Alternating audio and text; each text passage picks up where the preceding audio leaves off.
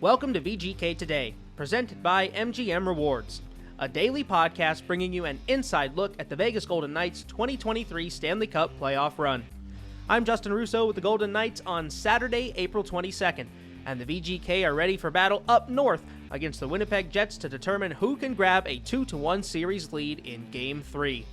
Vegas broke through in the final two periods of Game 2, and we'll see if that strong finish carries over to today's game for a VGK team that piled up 26 road wins in the regular season. Joining the show today is the voice of the Henderson Silver Knights, Brian McCormack, and he'll get you ready for everything you need to know for Game 3 between the Golden Knights and the Jets. Ebbs and flows. You know, as hockey fans, if we're honest with ourselves, I think we can all kind of agree that when you watch the Vegas Golden Knights in the postseason, you're living and dying with every moment, every shift, every period, every game. You're super invested, maybe a little over analytical. And if we're being honest with ourselves, you could probably say that in the first two games of this playoff series between the Golden Knights and the Winnipeg Jets, maybe we haven't learned anything new that we've never heard before. But I think we've definitely been reminded of some universal truths, one of which is that the path to the Stanley Cup is very rarely ever a straight line. Hello, friends. I'm Brian McCormack. This is VGK Today. And in Game 2, the Vegas Golden Knights respond. Prior to the Golden Knights' departure for Winnipeg and Canada Life Center, where they will play Game 3 of this series on Saturday afternoon, we were able to catch up with Bruce Cassidy, the head coach of the Vegas Golden Knights, and we'll bounce back and forth between his commentary and discussion of the first two games of this series for the Golden Knights. And, you know, going back to the idea of our investment and our commitment to analyzing each moment of a playoff series, it's because playoff series feel so narrative driven. You know, we're always looking for what was the turning point? What was the moment that one team grabbed hold of the series, took control, dictated things? I think we're always searching for that because that's just how our minds work when we have two teams going head-to-head, especially in a 7-game series where we get to find out who each team truly is. It's in our nature to break down a series that way, but I think that's also because it's the nature of the game. And, you know, Bruce Cassidy has already said this week, and Dan Duve has echoed it a couple of times, and I'm going to paraphrase, but essentially it breaks down to, you know, when you're winning, you never think you're going to lose again. When you lose, well, you think you're never going to get a good break again. And I think we saw that in a nutshell over the course of Game 1 and Game 2, and the difference of approach between the Golden Knights in the locker room and the things that they were saying, and probably the fans who believed it were ready to erupt in Game 2, but maybe had to wait a little while to do it. So, you know, it's a very real part of postseason hockey, momentum. Things can snowball for better or for worse, and often it's the teams with veteran experience who know how to harness that energy and attack those moments where the game is for the taking.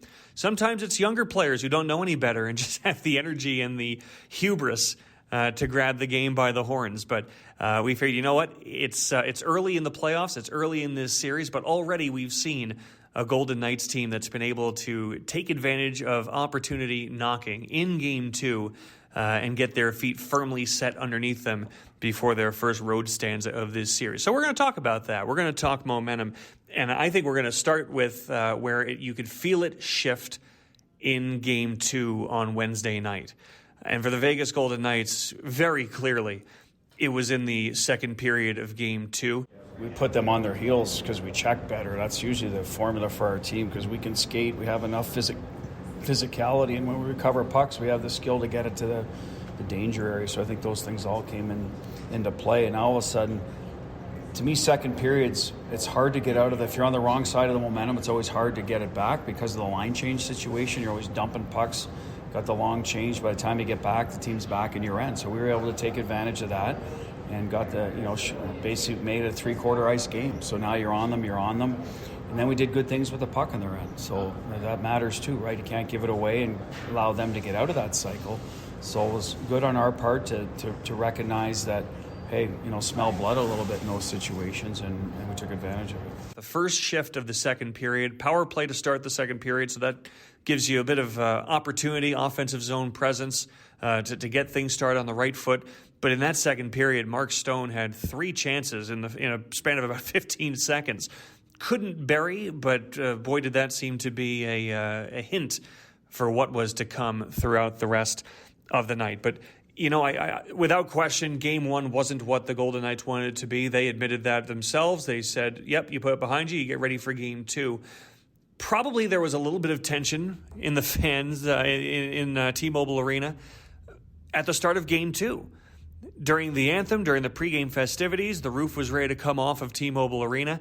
But in the first 15 minutes of the first period, Golden Knights were again a little on their heels, outproduced. Adam Lowry scores the power play goal on a redirect to give them a 1-0 lead, and it felt like a nervous energy to me. I think the moment where I noticed it, like this feels like a nervous building, was a save by Laurent Brossoit, who was terrific in Game 2.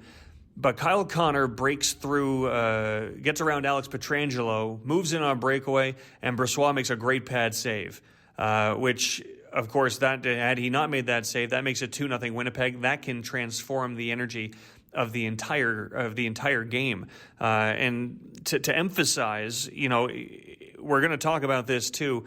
It's not just important to win in the postseason. You're going to take every win you can get. You're going to take ugly wins. You're going to take triple overtime wins where the puck bounces off of someone's forehead. You're not going to be picky. Having said that, there is meaning, there is value to when you find ways to win because your big names performed. And Bruce Cassidy said last night, he says, if you look at Game 1, look at the score sheet. Their big names are all over it. Ours aren't. Look at Game 2. Our big names are all over the score sheet. Theirs aren't. And that's usually going to be your difference, and it has been the difference. But Kyle Connor, if you're looking for a big name for the Winnipeg Jets against the VGK, well, Kyle Connor is it. 10 goals and 21 points in 14 career regular season games against the Golden Knights. 8 shots on goal last night for Kyle Connor. 8 multi-point games in his career against the Golden Knights. Kyle Connor gets it done against Vegas. And he had a chance to really put the Golden Knights on their heels last night. And it was a big save by Brossoit. But what I found interesting was I didn't hear the roar from the crowd that I thought I would on the Brossoit save. I heard an exhale. I heard a sigh of relief. And I think for the Golden Knights, it was a tentative first period, and in the sense of like, okay, hey, when are they going to get to their game? When are they going to get going? When are they going to start asserting themselves? And you just felt a palpable shift in momentum. I think starting with the 4-on-3 penalty kill at the end of the first period, that was absolutely significant, got them going. But then that first shift by Mark Stone in the second period really got things moving in the right direction for the Golden Knights offensively, winning battles below the dots, winning battles below the goal line. They were starting to find an opening. Now, again, and Bruce Cassidy spoke to this too, that's great when you're working and you've got possession and you're dictating the pace of play. You got to score goals too, though, and that's usually what's going to turn things on a dime. And William Karlsson's goal in the second period that got the Golden Knights on the board. William Karlsson's been phenomenal for the Golden Knights through 2 games. It was his work on the goal. It was his work on Mark Stone's second goal, pursuing the puck below the goal line, finding Mark Stone, who had just jumped off the bench. Really solid for for William Karlsson, what he's been able to do, creating pressure in the offensive zone. But that was, once that puck went in, you certainly could tell that the building had life and the building had energy, and that there was an opening there, an opportunity for the Golden Knights to get things started. For us, I think our guys recognize when you get a big save or an important kill. We knew the 4-on-3 was a big kill for us, so we carried momentum from that forward. But usually it's the first goal, right? When we scored, it was, hey, we're back in it here now. We've got our game. Let's go. And I think that's what changed for us. And that was Bruce Cassidy. And again, for the Golden Knights, if you look at that Karlsson goal, that's a puck that's lying between 4 Winnipeg defenders, if you will. I mean, that's a puck that was up for grabs. That's an opportunity for Winnipeg to clear. And it's Karlsson who finds that puck in a scrum and beats Connor Hellebuck to get the Golden Knights on the board. So that was where you could tell, okay, things are starting to shift a little bit. But in the third period, of course, it's a big night for Mark Stone. And for Mark Stone, everything he does is so fundamentally sound. And that's not new. Mark Stone does the simple things well. And while he can make great plays, it's not flash or finesse. It's using his legs, it's using his strength, and cerebrally being in the right places at the right time. And while Mark Stone had a challenging first game back in Game 1, that's to be expected, a guy who hasn't played in almost half a season. It's impressive and encouraging for the Golden Knights how quickly he was able to find it back and be an impact player in Game 2. It comes naturally to them, details of the game. And one thing about Mark is he's not a pace player per se, where he relies on his legs to separate all over the ice. He's a cerebral player. He's instinctual, and he's got great hands. So those things will come back quicker. Sometimes your legs take a while. I'm sure he'd be the first to tell you. He's gonna have to keep working at it, and hopefully as the series and playoffs go along, he'll find the pace that he's comfortable with. But as I said, because he's a smart hockey player, I think it'll come back quicker for him. And I think it's interesting to note. I saw so much commentary after Game 2 that for Mark Stone, everyone loves expressive Mark Stone. Expressive Mark Stone is back. Well, absolutely, you enjoy that for the spectacle that it is. But boy, it's more than that. It really is so much more than that in terms of how it swayed Game 2 and the potential impact it has on the series to come. You're happy for Mark Stone. You like seeing him jump 6 feet in the air into the glass in the reckless abandon that he does. But when I saw that reaction, that wasn't Mark Stone celebrating for Mark Stone. That was Mark Stone celebrating as the entire building was celebrating, which is to say, we've got our big guys in this series. Again, we talked about it. If you look at the score sheet, Alex Pietrangelo had 2 assists. Phil Kessel had 2 points. 2 goals and a helper for Mark Stone. William Karlsson had a big night. A lot of the big names, Jack Eichel, of course, getting his first playoff goal. All the big names got involved. And if you're the Winnipeg Jets, you've got your own big dogs. You're going to expect them to respond in kind in the games that are to come in this series. But you know now, all right, this is going to be a dogfight where the best on best, their best are here to play. And to me, for Mark Stone's first goal, his first goal especially, it was the excitement of producing, but it was also recognition. I think the whole building recognized at that point, Mark Stone is going to be a factor in this series. And it just, I'll be honest, if you don't mind, I'm going to put my New York hat on for a second. My New York hat tells me from when I grew up, the folklore of, there's a reason why Knick fans revere Willis Reed hobbling out of the tunnel for Game 7. There's a reason why Joe Namath's guarantee carries weight. There's a reason why Mark Messier guaranteeing a win but scoring a hat trick to cap it off is significant. Because when we're having momentum conversations, sure, momentum can be generated by the hockey gods, by a good bounce, by some good luck. Way, way more often than not, momentum in a series is created by people, and by people stepping up big in big moments. And Mark Stone scoring twice and in the fashion that he did and helping put the game away in the third period, that's a narrative builder. That really is a narrative builder and just a huge lift for a VGK bench that was completely different from the second period onward than they were in the first 4 periods of this series. Golden Knights had 19 shots in the second period against Winnipeg in Game 2. 19 shots after being outshot 17-8 in the first period. And if you look at what they did against Kyle Connor, Pierre-Luc Dubois, Mark Scheifele, that trio. Now, again, we said Kyle Connor had 8 shots in the game, but in the second period, 2 shots for Connor. In the second period, 1 shot for Mark Scheifele. They stifled that unit. And as Bruce Cassidy mentioned this morning, you look for incidents, you look for opportunities in games, big hits, goals scored, big penalty kills or power plays to help you seize momentum. But sometimes there's a portion of the game that is most susceptible to those swings. And for Bruce Cassidy, it's second periods. Well, I think we've always talked about the second period. We were on the wrong side of it in Game 1.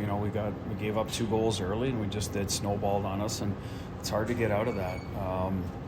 That's why you see, I think it's probably one of the highest scoring periods in the NHL typically.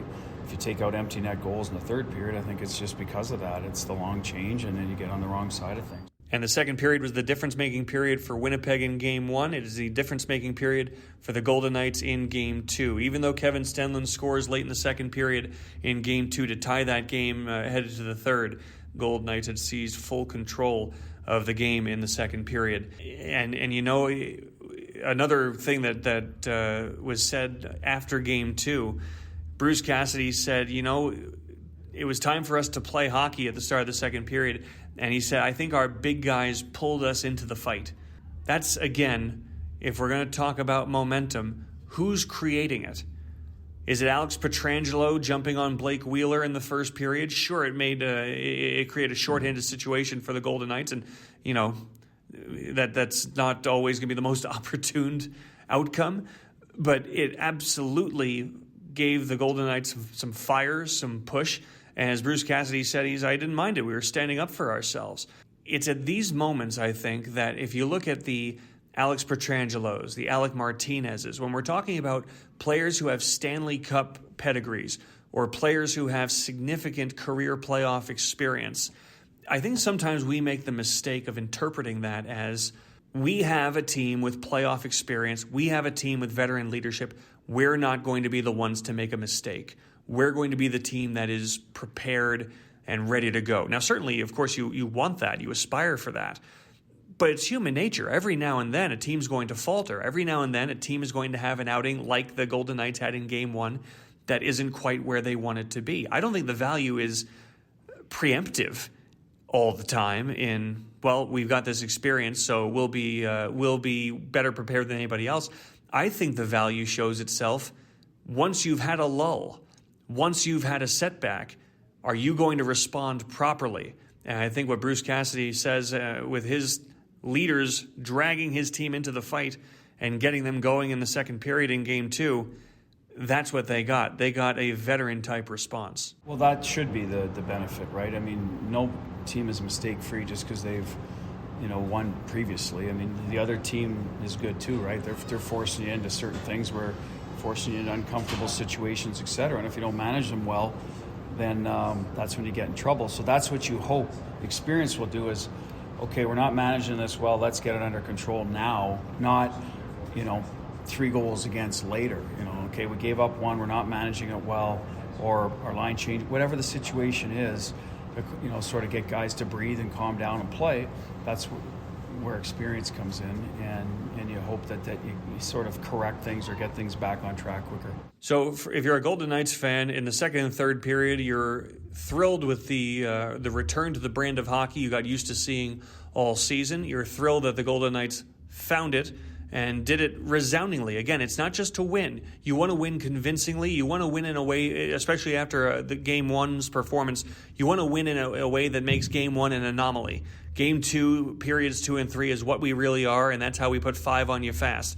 That's how we funneled almost 40 shots on Connor Hellebuck, creating rebounds, creating opportunities, creating shots off turnovers for a Winnipeg team that was pinned in their own end for long stretches of the second and third period. That's the message that you want to send before you go to Winnipeg. And now, for a Golden Knights team that was terrific on the road this season, 26 road victories for the Golden Knights this season, was tied for third in the Western Conference, fifth in goals against on the road this season, goals against per game.